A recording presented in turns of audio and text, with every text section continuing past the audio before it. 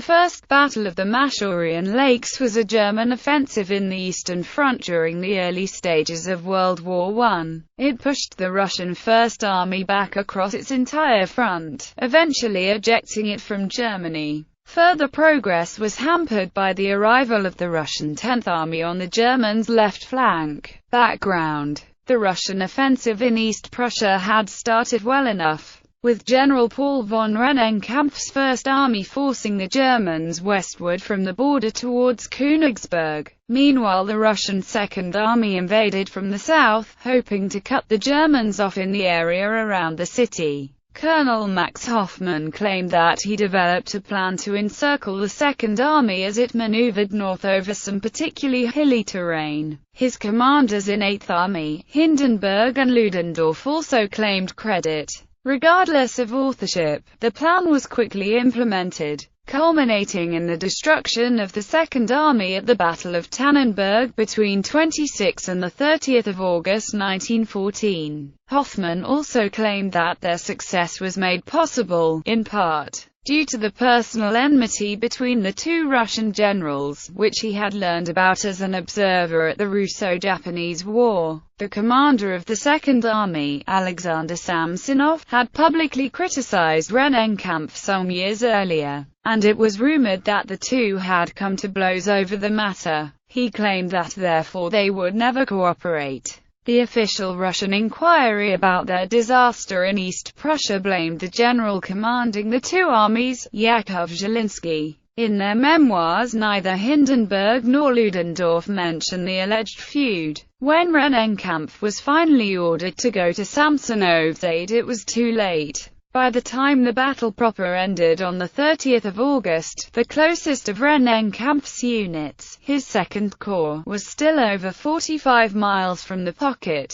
In order to get even this close, his units had to rush southward, and were now spread out over a long line running southward from just east of Königsberg. An attack by the German 8th Army from the west would flank the entire army. Of course, the Germans were also far away, but unlike the Russians, the Germans could easily close the distance using their rail network in the area. On 31 August, with Tannenberg lost, Zhilinsky ordered Rennenkampf to stand his ground in the event of a German attack. Realizing his forces were too spread out to be effective, he ordered a withdrawal to a line running from Königsberg's defensive works in the north to the Masurian Lakes near Angerburg in the south, anchored on the Angrapa River. Bolstering his forces were the newly formed 26th Corps, which he placed in front of Königsberg, moving his more experienced troops south into his main line. His forces also included 2 infantry divisions held in reserve. All in all, he appeared to be in an excellent position to await the arrival of the Russian 10th Army, forming up to his south. Battle.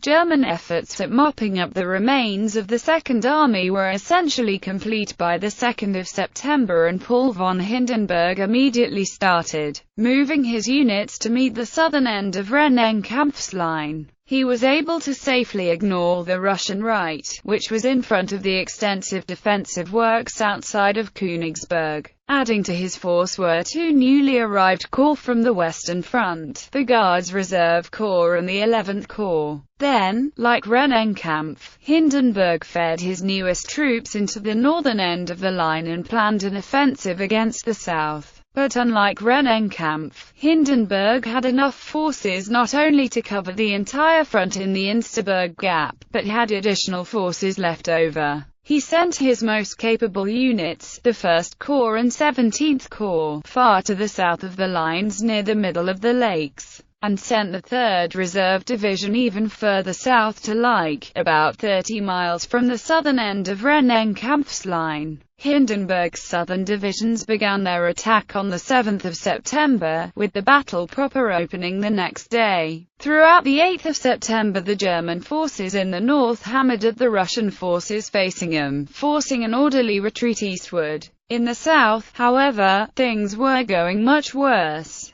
The German 17th Corps had met their counterpart, the Russian too, but were at this point outnumbered. The two maneuvered well, and by the end of the day had managed to get their left flank into position for a flanking attack on the Germans, potentially encircling them. However, all hope of a Russian victory vanished the following day when the German First Corps arrived in support of the 17. Now the Russians were outflanked. Meanwhile, the 3rd Reserve Division had engaged the Russians' 22nd Corps even further south, and after a fierce battle forced him to fall back southeastward. Its commander wired Rennenkampf he had been attacked and defeated near Like, and could do nothing but withdraw. Rennenkampf ordered a counter-offensive in the north to buy time to reform his lines, managing to push the German 20th Corps back a number of miles. However, the Germans did not stop to reform their lines but instead continued their advances in the south and north. This left the victorious Russian troops isolated but still able to retreat to new lines being set up in the east. Now the battle turned decisively in the Germans' favor. By the 11th of September the Russians had been pushed back to a line running from Insterburg to Angerburg in the north,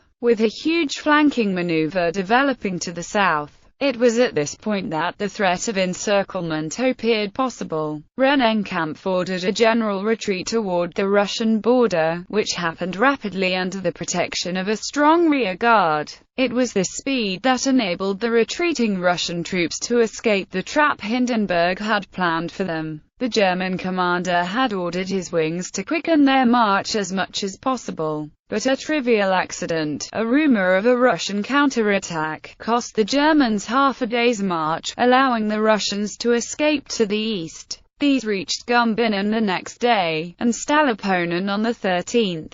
The remains of the First Army retreated to the safety of their own border forts. Likewise, the 10th Army was forced back into Russia. German casualties were about 70,000, Russian 100,000 plus 45,000 prisoners. Outcome: the 8th Army had now completed one of the most astounding victories in history, completely destroying the 2nd Army, mauling the 1st, and ejecting all Russian troops from German soil. Meanwhile, new German corps were able to use this movement to safely move into position to harass the scattered remains of the 2nd Army, while far to the southwest the new German 9th was forming up. It would not be long before they were able to face the Russians in a position of numerical superiority. However, this advantage was bought at a cost. The newly arrived corps had been sent from the Western Front and their absence would be felt in the upcoming Battle of the Marne. Much of the territory taken by the Germans would later be lost to a Russian counterattack during September 25 to 28. In addition, although these German victories were strategically significant, other major battles of the Eastern Front were to take place between Austria-Hungary and Russia far to the south, where the Russian forces were initially able to rout the Austro-Hungarian army. It took another year before the German and Austro-Hungarian forces were finally able to reverse the Russian advances, pushing them out of Galicia and then Russian Poland.